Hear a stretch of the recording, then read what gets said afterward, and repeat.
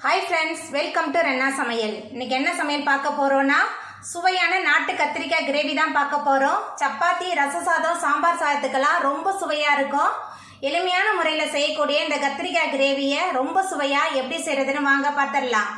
நாட்டு கத்திரிக்காய் கிரேவி பண்ண போறோம் அதுக்கு என்ன சேர்த்தறலாம் கத்திரிக்காய் கிரேவிக்குலாம் எண்ணெய் கொஞ்சம் தாராளமா இருந்தாதான் நல்ல சுவையா இருக்கும் எண்ணெய் சூடாய் வரட்டும் எண்ணெய் சூடாயிட்டே இதுல 1 டேபிள் ஸ்பூன் அளவுக்கு சோம்பு சேர்த்துக்கலாம் சோம்பு பொரிய ஆரம்பிச்சிருச்சு பொடியா நறுக்குன 2 பெரிய வெங்காயம்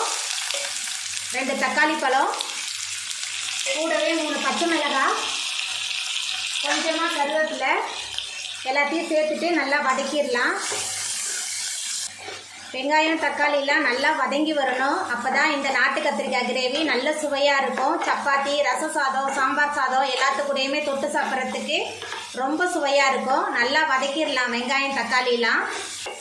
வெங்காயம் தக்காளி எல்லாம் நல்லா வதங்கி வந்துருச்சு இப்போ இதில் பொடியா நறுக்கி வச்சிருக்க நாட்டு கத்திரிக்காய் சேர்த்துடலாம் கத்திரிக்காய் சேர்த்துட்டு கொஞ்ச நேரத்துக்கு இந்த எண்ணெயிலே நல்லா வதக்கிடலாம் கத்திரிக்காய் நல்லா வதங்கி வரும்போது தான் இந்த நாட்டு கத்திரிக்காய் கிரேவி நல்ல சுவையா இருக்கும் நல்லா வதக்கிடலாம் கத்திரிக்காய் சேர்த்துட்டு நல்லா வதக்கியாச்சு இப்போ இதில் குழம்பு மிளகாய் தூள் 2 டேபிள் ஸ்பூன் சேர்த்துக்கலாம் தனி மிளகாய் தூள் சேர்க்கிறனாலும் நீங்கள் சேர்த்துக்கலாம் நான் இன்னைக்கு குழம்பு மிளகாய் தூள் தான் சேர்க்குறேன் மஞ்சத்தூள் உப்பு எல்லாத்தையும் சேர்த்துட்டு நல்லா வதக்கிடலாம் மசாலா கத்திரிக்காய் ரெண்டுமே சேர்ந்து நல்லா கலந்து வதங்கணும் நல்லா வதக்கிடலாம் மசாலா தூள் கத்திரிக்காய் ரெண்டுமே சேர்ந்து நல்லா கலந்து வதங்கி வந்துருச்சு இப்போ இதில் கத்திரிக்காய் வேகிறதுக்கு தேவையான அளவுக்கு தண்ணி சேர்த்துக்கலாம் தண்ணி சேர்த்துட்டு நல்லா கலந்து விட்டுடலாம் கத்திரிக்காவை வதக்கிறதுனால குறைவான தண்ணியே போதும் தண்ணி சேர்த்துட்டு நல்லா கலந்து விட்டாச்சு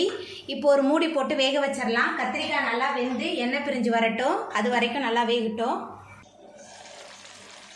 பாருங்க கத்திரிக்காயெல்லாம் நல்லா வெந்து எண்ணெயெல்லாம் பிரிஞ்சு வந்துருச்சு சுவையான நாட்டு கத்திரிக்காய் கிரேவி சூப்பராக ரெடி ஆகிட்டு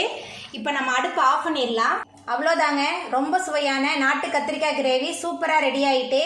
எளிமையான முறையில் செய்யக்கூடிய இந்த நாட்டு கத்திரிக்காய் கிரேவியை நீங்களும் உங்கள் வீட்டில் செஞ்சு பாருங்கள் இந்த வீடியோ உங்களுக்கு பிடிச்சிருந்தா லைக் பண்ணுங்கள் ஷேர் பண்ணுங்கள் கமெண்ட் பண்ணுங்கள் சப்ஸ்கிரைப் பண்ணுங்கள் அப்படியே பக்கத்தில் உள்ள பெல் பட்டனையும் கிளிக் பண்ணிடுங்க நன்றி